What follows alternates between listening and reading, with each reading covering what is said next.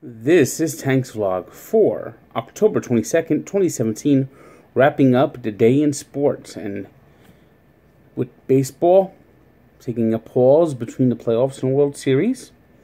The World Series begins on Tuesday. Houston Astros at the Los Angeles Dodgers. That meant Sunday was NFL all to itself as we hit Week 7. Yes, Week 7. It's almost halfway point in the NFL season.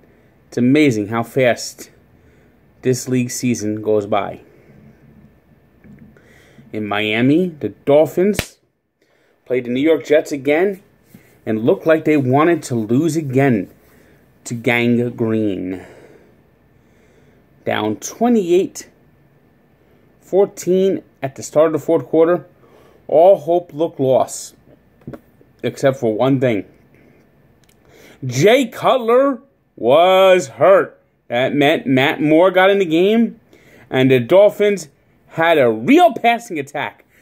Passes zipping down the field. Zip, boom, zip, boom, zip, boom. And all of a sudden, the game is tied.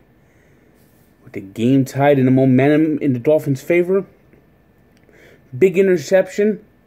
Dolphins get the winning field goal by Cody Parkey and are 4-2 heading into a Thursday night matchup with the Baltimore Ravens. Looks like they're going to be with Matt Moore for at least the foreseeable future. The word out of Miami is that Cutler has a broken rib. Now, I'm not going to call Matt Moore a great quarterback or anything, but he is certainly better than Jay Cutler. I mean, Jay Cutler, it's like every pass he throws, I hear that old song. Wouldn't you like to fly on a beautiful balloon? Wouldn't you like to see the pass floating in the air? It doesn't matter where it lands, it won't land anywhere. And the Dolphins will fly and falling away when Cutler's passes go awry. Down, down and away, it's not a beautiful balloon. But Matt Moore gives them a fighting chance. Now, I'm a little scared about Thursday's matchup because the Dolphins have had trouble with the Ravens, and during their winning streak last year, the one game they lost was to the Ravens in Miami. But I think Dolphins might have a good chance. I mean, Joe Flacco's look like Jay Cutler. And speaking of that, another bad performance by Flacco today. Ravens beat up by the Vikings 24-16. Just a late score is about all they got in there. That was mainly a game of field goals in the Purple Bowl in Minnesota. So the Vikings continue to just do whatever they can do with their backup, Case Keenum. And meanwhile, Teddy Bridgewater, he looks like he's about ready to come back. Vikings could be a legitimate threat.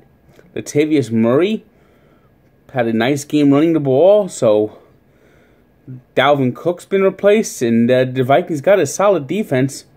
And with the loss of Aaron Rodgers in Green Bay, the road is wide open for the Vikings to win that division. Speaking of the Packers, they played competitively against the Saints. But in the end, Brett Hundley is no Aaron Rodgers. And Drew Brees passed for 331 yards. The Packers defense couldn't hold Brees down. And Brees ended up pulling that game out in the second half. As I think that's the game the Packers win if Rodgers is healthy. But, alas, they didn't.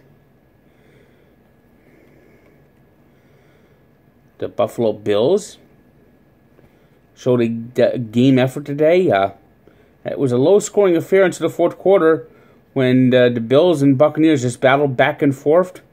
In the end, it was Buffalo getting the win. Jameis Winston had a fine game, 384 yards passing with 3 touchdowns coming off his injury. But I just don't know what it is in Tampa. They They should be better than they are. They're 0-3 on the road. They're 2-4 overall. They have the talent there. Winston seems to play good every week, but they just miss one play here and there, and all of a sudden they're 2-4, and their season's in definite danger. The ship be sinking. Another team that's been struggling as of late is Cam Newton. Awful game today by Cam Newton. Fumble returned for a touchdown, interception returned for a touchdown. Mitchell Trubisky didn't do anything for the Bears, but it didn't matter. 2 defensive touchdowns, Bears win 17-3. Oh, Cam, where did you go? 2015. Did he hardly see that guy anymore? In a game of field goals, a thrilling contest in Cleveland, the Browns found a way to lose again. It honestly is. Like this team, it's like Charlie Brown. They are Charlie Brown. They really are Charlie Brown. It's like every NFL team, I gotta win. The Browns, I gotta rock. Overtime, 9-9 score. Hugh Jackson calls to ice the kicker, and the kick is missed. But timeout was called. Second chance, Ryan Suckup wins the game for the Titans, and the Browns drop to 0-7.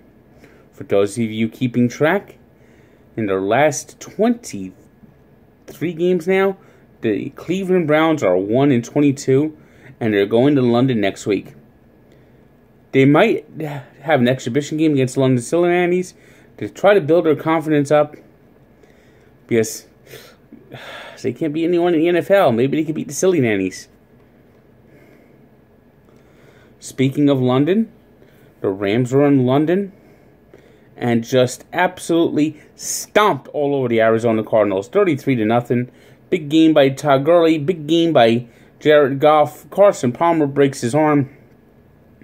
The Redbirds are now the Deadbirds. And the Rams, they are a legitimate playoff contender now. In the AFC South, the Jaguars continue to go up and down, up and down, up and down.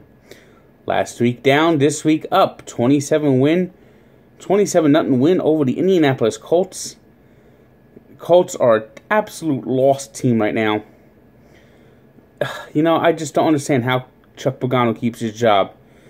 You know, it wouldn't surprise me if the axe falls really soon in Indy. Wouldn't surprise me at all. San Francisco 49ers, they were probably wishing by about midway through the first quarter that the injunction stood and Ezekiel Elliott was allowed to be suspended. Instead, Ezekiel Elliott just ran wild all day in San Francisco, leading the Cowboys to a 40-10 stomping of the 49ers, who are also 0-7. The 49ers not did much better than the Browns in their last 23 games. They're 2-21. My. How a once mighty, proud franchise has fallen. Speaking of proud franchises, New York Giants remain winless in the Meadowlands. Had the lead for the half, but in the third quarter, that pathetic offensive line just fell apart again. Russell Wilson taking advantage of a tired Giants defense, had a good fourth quarter, ended up throwing 3 touchdown passes as the Seahawks won to improve to 4-2, 24-7. Meanwhile, the Pittsburgh Steelers, they're 5-2 now, and in firm control of the AFC North after crushing the Cincinnati Bengals 29-14. In Los Angeles, the Chargers won their first game in their new venue, blanking the Denver Broncos 21-0. It is clear and obvious that Trevor Siemian is not an NFL quarterback. And in the nightcap, a Super Bowl rematch. The Atlanta Falcons must have felt like a dream because the nightmare of the fourth quarter of the Super Bowl 51 continued. Falcons had their chances early to take the lead, but a blocked field goal, and it was all over from there. Nice, solid performance by Tom Brady. Led them to 17 points in the second quarter, which is all they needed.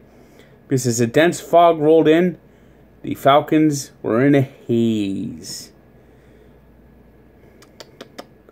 So in the end, it was 23-7 Patriots, as the Patriots improved to 5-2, and the Falcons at 3-3 are reeling all of a sudden. They won their first three, and now have lost their last three, and people are starting to wonder, is there a Super Bowl hangover going on?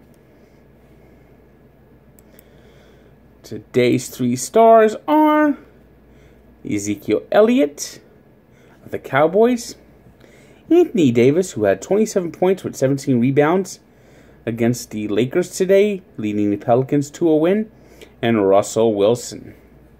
Today's birthday shout-out goes to the greatest soccer player of them all, Pele, who turned 74. And we take a look back at the founding of the ABA. 50 years ago, the Renegade League began play, trying to challenge the NBA with a beautiful red, white, and blue basketball and a three-point shot. The style of the ABA matches the more modern-day NBA. So it's kind of interesting that the NBA might have lived, but in the end, it was the ABA style of play that took over the league once the leagues accepted the 4 teams and the stars of the ABA. So check the story out at Barstool Sports and at sportsencyclopedia.com, where sports history lives. Good day.